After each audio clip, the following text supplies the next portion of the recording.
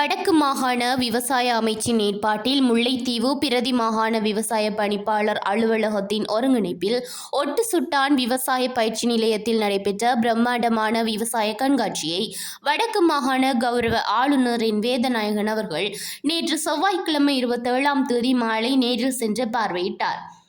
காலநிலை சவால்களை எதிர்கொண்டு நிலைபெறான விவசாயத்தை நோக்கி எனும் காலத்துக்கேற்ற தொனிப்பொருளில் ஏற்பாடு செய்யப்பட்டிருந்த இக்கண்காட்சி கடந்த திங்கட்கிழமை 26ஆம் தேதி ஆரம்பமாகி நேற்றுடன் நிறைவு பெற்றது.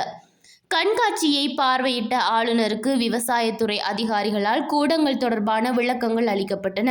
குறிப்பாக காலநிலை மாற்றங்களை எதிர்கொண்டு மேற்கொள்ளக்கூடிய நெற்பயிர்ச்செய்கை முறைகள், நவீன முறையில் தேனீ வளர்ப்பு மற்றும் காளான் வளர்ப்பு, நஞ்சற்ற உணவை நோக்கிய சேதன பசலை தயாரிப்பு, ஒருங்கிணைந்த பண்ணை முறை மற்றும் கால்நடை வளர்ப்பு, சுதேச மருத்துவ பயிர்ச்செய்கை முறைகள் ஆகியன தொடர்பான செய்முறை விளக்கங்கள் மற்றும் மாதிரிகள் காட்சிப்படுத்தப்பட்டிருந்தன.